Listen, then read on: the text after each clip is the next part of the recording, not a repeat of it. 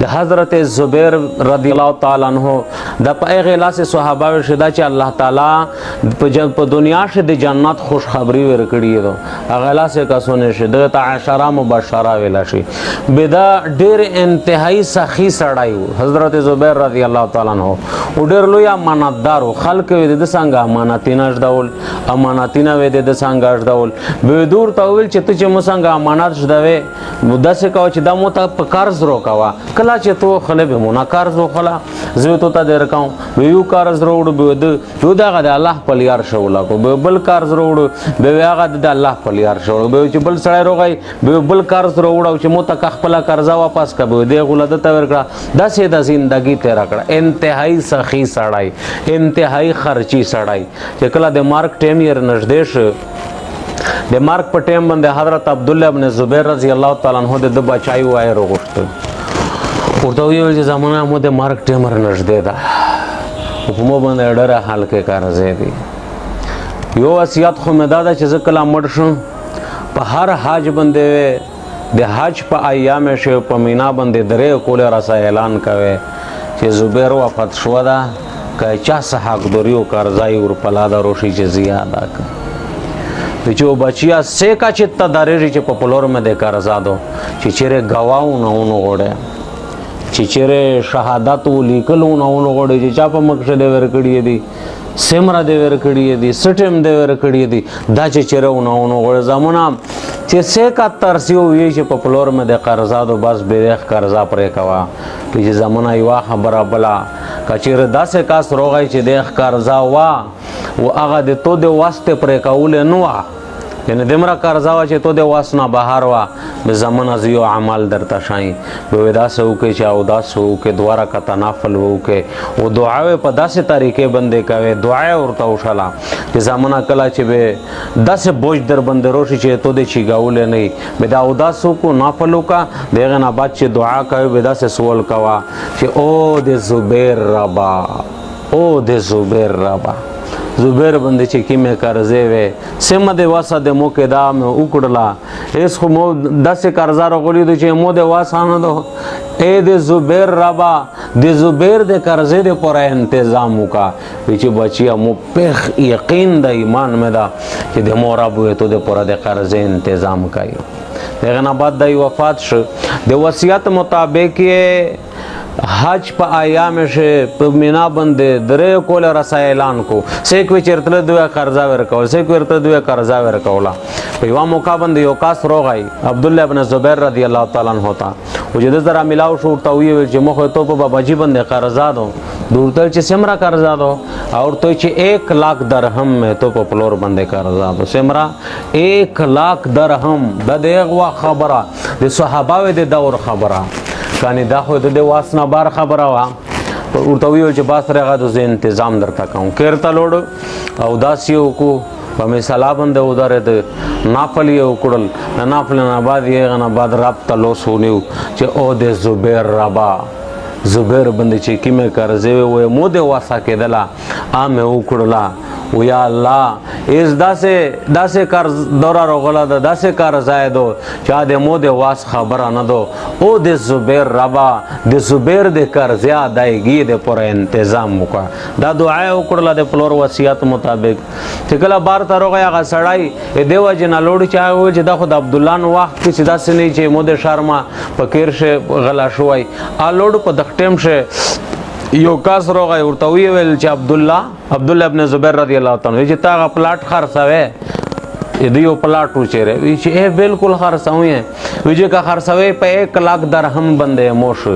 دا ډیر خوښ چې دا مو چې کی معاملو کړل دا دغه اثر دا او ته چې بس رهغه ته په 1 लाख درهم باندې تو شو خو د صحابه دورو د میشتو سه دور نه دا چې کله داسې مقام انده کی به می رخت چال جوړای چې سرانګ آی پناه کا پناراو طریقې سره د بل جهادت ته طریقہ جوړای دا سنوا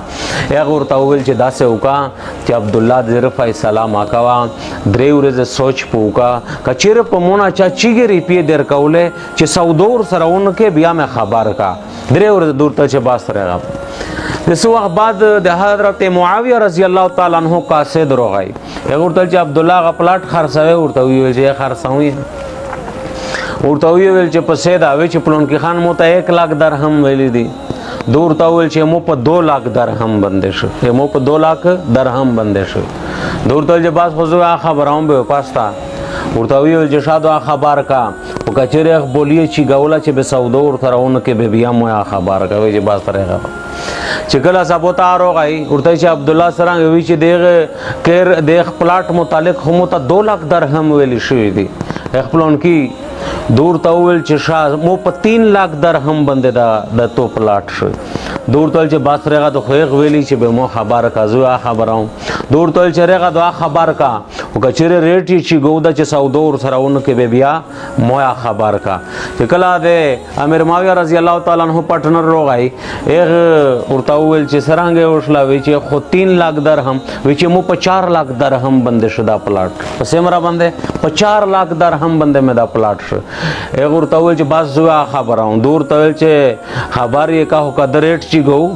بیا مویا خبراوه دا خبر سره چاله دلا چې هغه پلاټ په 10 लाख درهم باندې خرج شو پس مرا باندې په 10 लाख درهم باندې او واقعي حقيقي ریټ ته غزوی سمرو 1 लाख درهم 1 लाख درهم دا 9 लाख درهم کی معنا روغلل د زبیر رب دغه قرضې د پوره تنظیم داسې وکړو چې هغه د پوره خو تنظیم وکړو او د بچی د پوره داسې تنظیم وکړو چې بیا ضرورت پیش نشو چې د سوال کړای چې د زبیر رب از پاساوین نو کله چې مشتو سه انسانونی هر سړی محتاج دا کله چې پاساو کېږي بیا د اسمانه ول رب ته سوال زوري کوا اعمال کوا سنت طریقہ د ورته متوجه کېږي د الله پاک نه غوړه الله رب العالمین د مسله حل کوي لکه څنګه وړي کا بچای مېر پر شخصي کنا چې ادمو ته ریپیر وکا اس مېر سره ریپیر نه یا زون نه خلاصای او بدايه چې مېر یو یا بدای چې کله مزکا بند پروزي او په شاړو لاګیا شي او په وای او جوړی چې نه د زری پی غون به مېر سره کاری پی نه کنا به د ګاونډونو نه په قرضا ورته رخلی کنا ګاونډونو ته ورشي چې بچای مېر ته جوړی تاسو لشکې په قرضا باندې پیسې روکیه چې کله مې خاوند روشي بیا وزه دیر په قرض باندې رخلی به د امیشتو سره رب د قرضې محتاج دا چې چاته ته ورسي چې مو ته قرض روکه مو باندې مو ته جوړی چې زه اختصای ورکې د میر رب د قرضې محتاج دا چې بلدار ته لوټ شي د اقدار نه سوا بلدار شتا وان من شيء الا عندنا خزائن وما ننزله الا بقدر معلوم رب وی چې داسې شای مې پیدون دا چې مو څنګه خزانه نشتا خو چې سرنګ په او یو مایند نه زیات محبت در سره کوي چې دا وړي کا بچای مرتا دا وړي کا بچای مرتا جوړي او نه غوړي او د مر سره اشتانه په قرضا باندې ورتر غوړي او دا ست د خپل رب ته جوړي به د الله مسله نه کی حل خامخا د الله رب العالمین مسله حل کوي نو د نن د ورځ نه مشتو سه د عهد کی بیمور چیر جوړیږي د منځ په ذریعہ سره نن خو مشته دا سوقات چې پېښور سم بدر سره بیمور د انګوای شي خو د بیمار په عمل باندې علاج کول نفلینا کول دوا کول د میر د پورا سمرا ګورنا دو مشتو سه دا عهد کی چې مشته سم سلا او ضرورت تر پېښ کړي میر وچاته سوال کوي